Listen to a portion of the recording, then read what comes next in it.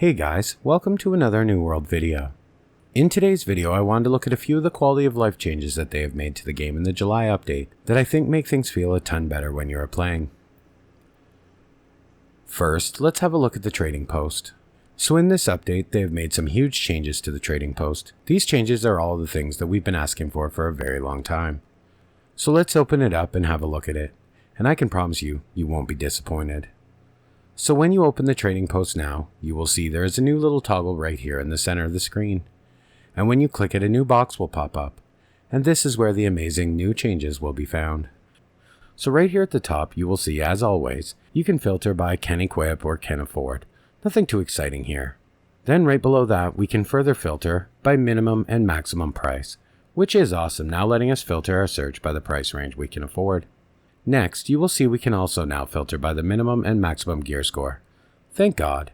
So no more 200 pages of crap we don't care about. We can filter the gear we are looking for by gear score.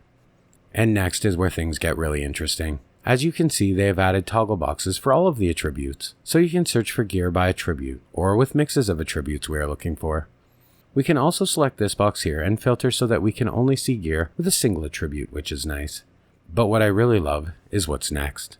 They've even added a filter for the perks and gems. Now the gem search I don't think I will particularly use, maybe on jewelry, but the perk filter, that's insanely useful. We can now easily find those crafting earrings and gathering amulets, crafter gear, life leech pieces, anything we can imagine. And where this really shines is when you put it all together. You can select the price range you're looking for to spend, the gear score range you are looking for the stats you would like to have the item to have, and what perks you're after for your build. This is just amazing and will streamline our search for those items we are wanting to complete our builds.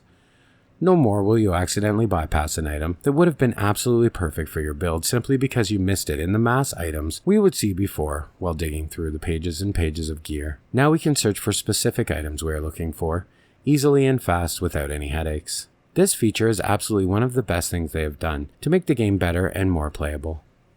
Now, what I think they need to do is take this a step further and allow us to filter our storage sheds the same way. It would really be easy. Just add this exact filter to the top of the storage sheds and boom, life would be so much better in Eternum. Now, the next amazing quality of life change that they have added in this patch I think people will love is how they have changed the salvaging of bottles of Azoth. I am sure everyone knows salvaging Azoth on live right now is a huge pain in the ass. You open one bottle at a time, and if you need like 1,000 Azoth for crafting, it can be a real headache. Well, now on the PTR that's changed. When you click to open a bottle of Azoth, a slider will pop up, and it will allow you to open as many as you would like, up until you fill your Azoth reserve.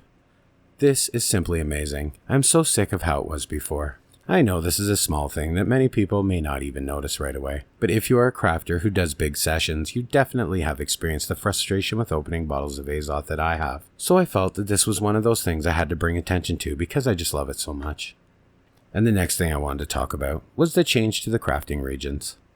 This change on its own is a huge game changer for crafters, especially those of you who are newer players who are just starting to level your trade skills up to 200. The absolute pain and frustration, or in most cases the extreme expense that came along with trying to gather tens of thousands of tier 5 crafting regions in order to max a trade skill like engineering, furniture, or jewel crafting is now a thing of the past. You will no longer have to struggle with this. All regions gathered, even from the box runs in the low level areas, where crates are super abundant and easy to farm, will now offer top tier regions. Because, well, simply put, there are no more crafting region tiers. It is a one and done thing now. So leveling your trade skills, or refining the materials you gather, will now be much smoother and less of a headache with the regions being a lot easier to gather. Now I realize this will lower the prices in the market overall, and some people may not be so happy about this. But hyperinflated solvents in flux were never a healthy, stable economy to begin with. And over time, as people burn the materials and get sick of farming them, prices will stabilize. And no, they will likely never reach the amounts that they are today for tier 5, but I still think that is a great change. And another small change, but in my opinion a huge one, is the changing of the backdrop color of items to match the tier from which they are associated.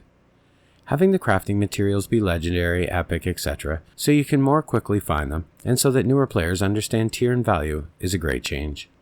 It never made sense to me that rares from gathering were legendary, but the daily cooldown materials were epic, so having them switch to the other way around is perfect and just feels better. This also applies to other materials, furniture items, trophies, everything. It truly is so small, but it just adds to the aesthetic of the game, and I have to say I love this change. This leads me to the next change I love, which is having a game pop up and tell you on the screen what you got when you salvage an item. Again, a very small change, but a very meaningful one. This gives you that exciting feeling when you hit a perfect salvage, so you can actually see what your return is instead of simply checking your bags after you've finished salvaging everything. I know these are super small, superficial changes, but every little change like this adds up and adds to the overall finished feel of the game. And it's difficult to explain, but when you play with these changes in place, the game feels better, looks better, and you truly do get more of a fulfilling play experience because of them. And for the final change I wanted to talk about, this one is not so much of a quality of life change, but still a small thing that some of you may have missed. Now, because of the gold we get from running expeditions being cut because of the expeditions being easier to get into now, they have added gold to the portals and to the elite chests. You get a pouch twice a day with a total of 1,000 coins simply for opening 2 elite chests or completing 2 portals in any zone. This includes the low-level portals. Now, this doesn't sound like a lot because it truly isn't, but it is something. And a free 1,000 coins per day for doing something that literally takes less than a minute. That's pretty awesome. Okay guys, that's all I wanted to cover for today. I just wanted to be sure that you guys that don't test on the PTR are aware of everything before this thing goes live, and you hit the ground running.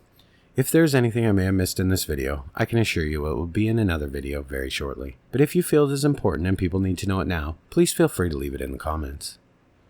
And as always guys, thanks for watching, and I will see you in the next one.